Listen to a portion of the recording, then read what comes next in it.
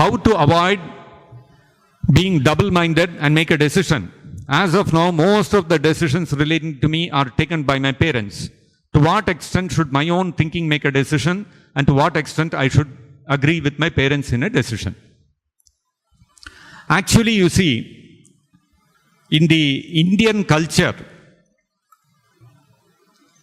the children are expected to follow the instructions of the parents to a large extent.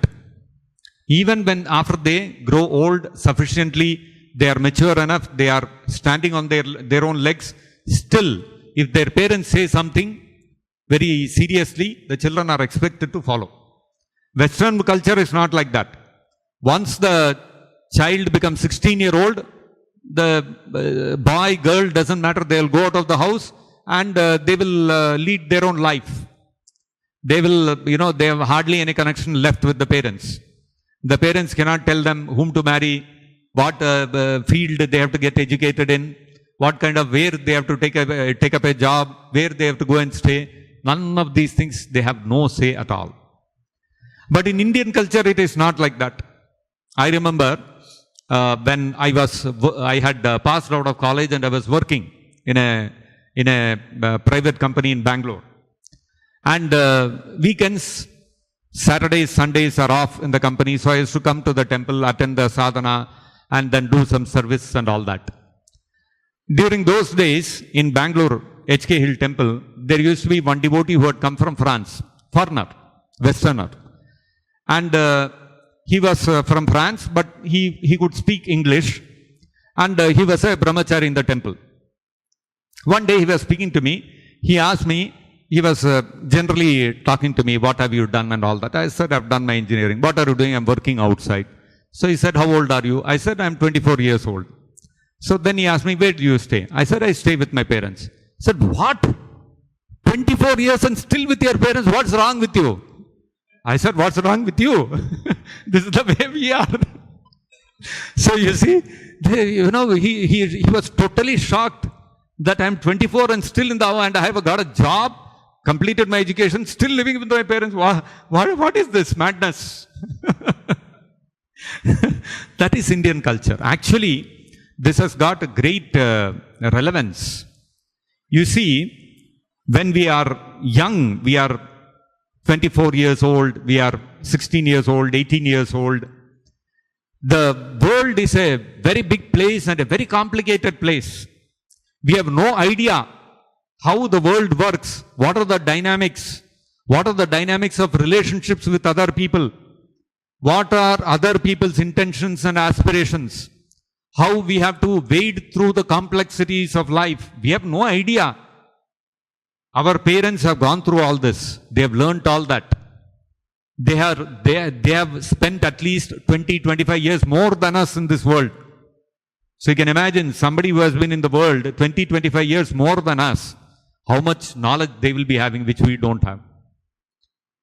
So in the Indian system, what happens is, always the younger people, they respect the elder people for their experience, and we expect that they will guide us and they will pass on the knowledge that they have gained. This is especially important for us when we are practicing spiritual life. The parents are expected to learn from their parents about the values, spiritual values in life. What is the goal of life? Who is the Supreme Personality of Godhead? How do we progress on that spiritual path? And in doing all that, how we adjust all the material conditions and go along. This is the whole arrangement. Now what happens is, in the modern day world, the parents are not so knowledgeable, and the children also they don't have that understanding. They think that, I'll figure out myself. What is there? I'll go to Google, search, and I'll figure out. You cannot figure out everything like that. When a man and a woman get married, and the woman becomes pregnant, what all the woman has to go through to deliver that child. And even after delivering the child, what all cares have to be taken, that newborn baby, how to take care of that baby, how to ensure that the child grows up nicely. These are all, you cannot Google everything and learn all these things. You see, when a newborn baby is born, no, you will see the forehead and all is very rounded and the legs are all curved. This is natural. When small infants, babies, they are born are like that. Now, during that stage, the body is very tender. The grandmothers in Indian, this one, what they will do is, they all know this. They will, every day, they will apply oil and massage the baby nicely, pulling the legs and massaging the legs and pulling them every day. And the forehead also, they will apply oil and rub nicely, thoroughly. Because they do that, when we grow up, we have flat foreheads and straight legs. If they don't do that, when you grow up, your forehead will still be round and your legs will be like a bow. This is the reality. Now, where you will find all this in Google, Bhaiya? And if a woman is being mother for the first time, how will she ever know this is how things have to be done? Because all this was done to her when she was a baby. And she will never know this. Neither husband will know, nor wife will know. But if they are living with the parents, parents know everything. They will immediately do everything. The first baby, at least, the woman has to know. She has to learn from the mother. That is why even today, Indian households, even if the children, married children, go abroad, when the girl becomes pregnant, the mother will go from India to US and stay there until the childbirth and take care of the baby until at least 6 months, 1 year, they will remain with them. These are all crucial phases. During that phases, if the proper care is not taken, the child won't have proper growth, it will be stunted, the features will not come out properly. So many things are there. Like this world is so complicated. Everything is so complicated. We cannot think that, in the exuberance of youth, we may think, I'll figure out everything myself. It's like saying somebody never saw a two-wheeler in his life. And when he's 18 years old, suddenly he saw one bike. And he thought, okay, I'll take this bike, a racing bike. And I'll figure out how to drive this without anybody's help. What will happen? He will have an accident. He will not know what is clutch, what is brake, what is accelerator. He will have no idea and he will only spoil the machine and he will go and have an accident. This is the reality. And that's how in the Western world it happens. Everybody is spoiling their lives. That is how you will see in the Western world, by the time they are 20, 24 years old, they would have had multiple breakups. They would be single parents. Even if they get married, they will be divorced. All crazy lifestyle. They'll be into drugs. They'll be into intoxication. I mean, their life is all, it is garbage life they are leading. No happiness in relationships. I mean, what kind of, they are living actually practically like animals. But Indian system, culture, that way is very good. So, we get the advantage of people who are already experienced in navigating our life. That is where parents, grandparents, all these senior people play an important role. Now, the Shastras state that the most primary duty of a parent, what is the duty of a parent? So, the Shastras state, there are different kinds of superiors that we have in our life. We have teachers, we have parents, we have devatas, we have rishis, sages, spiritualists. We have spiritualists. Today, of course, we have motivational speakers and you have influencers on YouTube, etc., right? On YouTube, Instagram, all the social media and all that. What is the duty of all these people? They are all, each of them, they think I'm helping others in a particular way. Some influencer, he is putting out various videos. Why? Because he thinks in this way I can help others improve their health. Somebody is putting out some videos thinking that this will help others keep them motivated, to encourage them in life, to overcome depression. All of them are thinking that I have a certain duty towards people, and so they are transferring that knowledge to all of us, isn't it? Now, the most important duty of all such people, the Srimad Bhagavatam says that na janani sa syat One should not become a mother. Pitana sasyat. One should not become a father. Devona sasyat. One should not become the devata, demigod. One should not become a teacher. Gururna sasyat. One should not become a teacher. One should not become a relative. One should not become a superior in any way to another person. Namochedyaha samupeta mrityum. If we are unable to deliver our subordinates, our followers from the cycle of repeated birth and death in the material world. If I am not capable of delivering transcendental knowledge about bhakti, devotion, service to Krishna, by which my followers, it may be my children, it may be my students, it may be my followers on social media, it may be, anybody who comes to me and idolizes me or looks up to me. I have no right to play that role. I have no right to consume all the adulation and respect my subordinates are giving to me unless I am able to guide them on the path of Bhakti Yoga and deliver them from the cycle of repeated birth and death. Samupeta mrityum. Deliver them from the clutches of imminent death. Samupetya mrityum. Upetya means going near. Samupetya means very near, very close. Right next to us, sitting right next to us, shoulder to shoulder. What is sitting right next to us, shoulder to shoulder? Samupeta mrityum, death. Any moment we can die.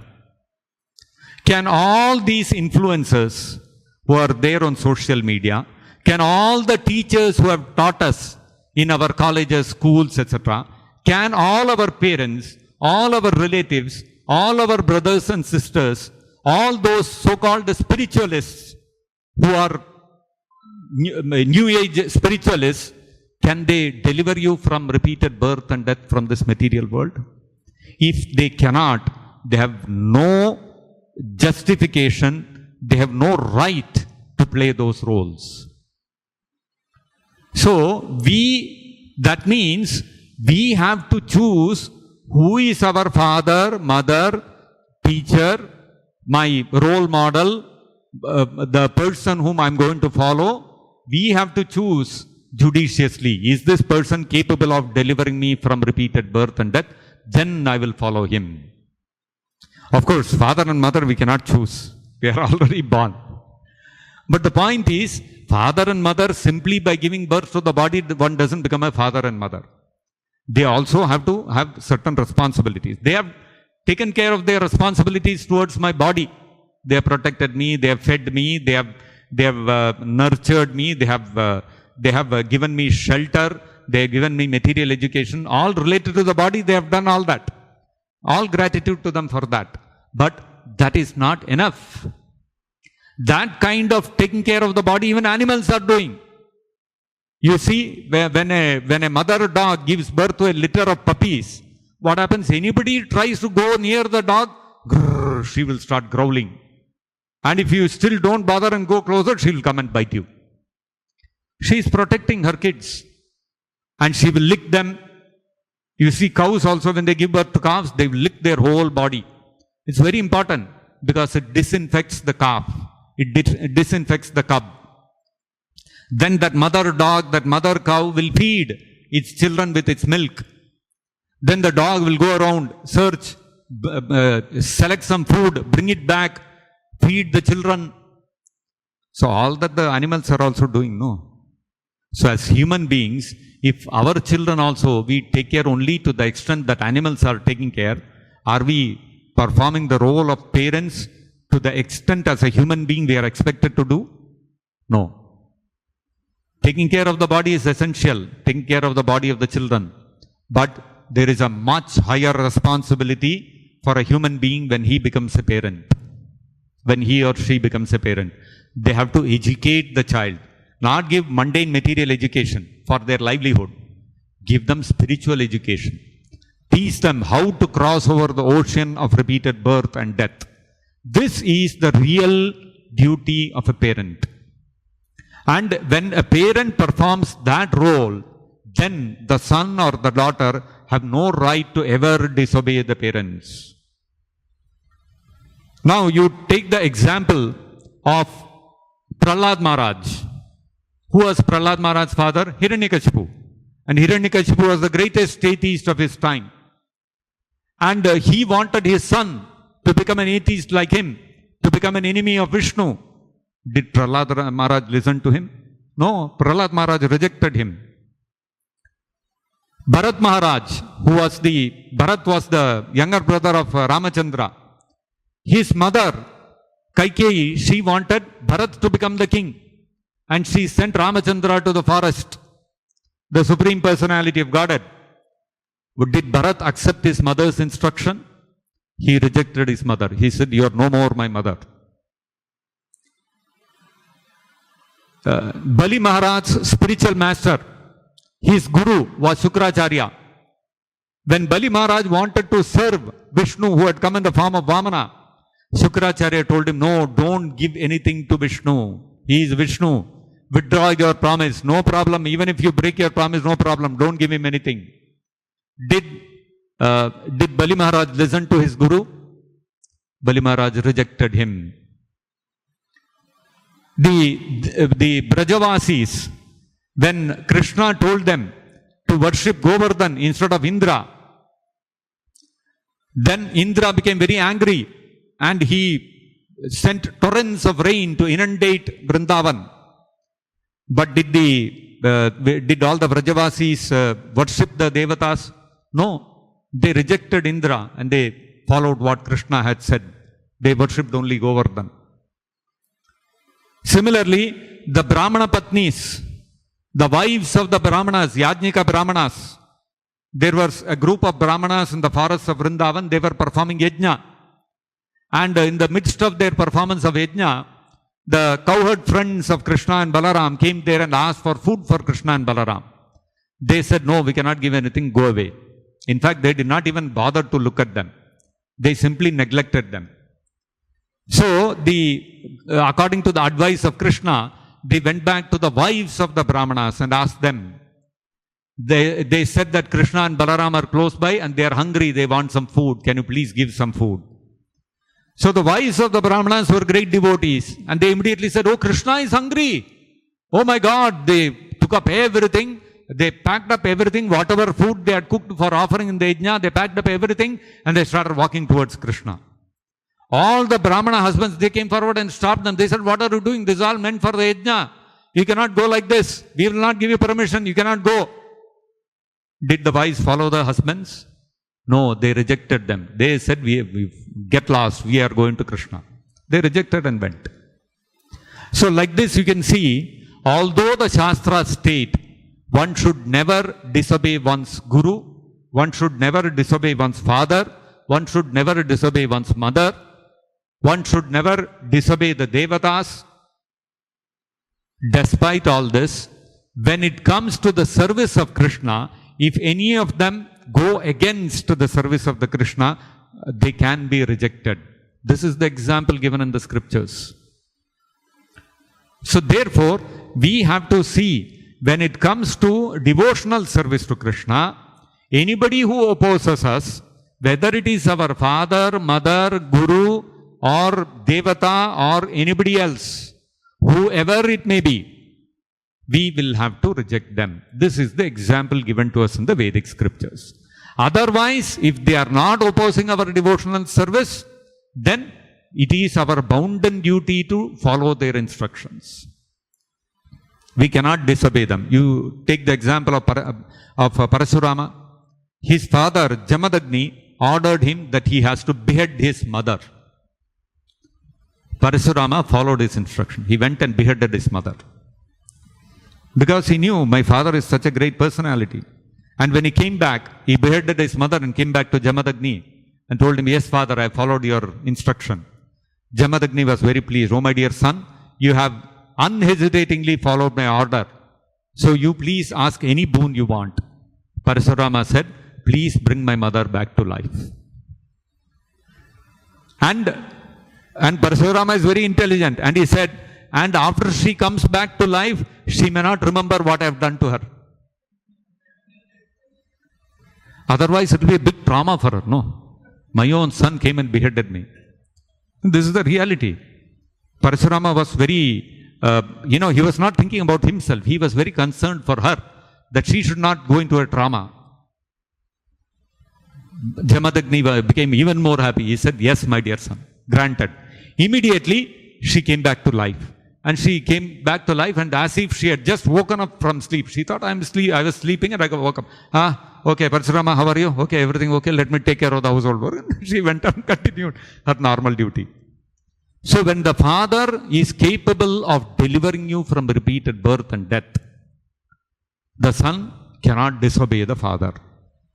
Now if the father, Jamadagni, did not have the power to bring back his mother to life, then Parashurama could have disobeyed his father and said, no, I cannot kill my mother. So today, no man can tell his son, go and kill my wife, kill your mother and come. He cannot tell. So, are you capable of bringing her back to life? If yes, then the son can go and kill her. He can follow the instruction. So, on the one hand, we have this kind of instances in the Vedic scriptures where the son cannot disobey the father. On the other hand, we have instances like Prahlad Maharaj disobeying the father. So what we have to understand from this, all these superiors, we are bound, we are obligated to follow them as long as they are favorable to the execution of devotional service to Krishna. Okay, so that's the only simple criterion which we have to apply. Whoever is my superior, whether teacher, whether devata, whether guru, whether father, mother, whoever it is, are they capable of samupeta mrityum? Are they capable of saving me from the imminent danger of death? Are they capable of giving me devotional service to Krishna? Then unreservedly, unhesitatingly, I'll follow every instruction of theirs. If not, then I have to search out a person, a pure devotee like Prabhupada, who can deliver me from the cycle of repeated birth and death, and we have to follow him. That's the simple thing.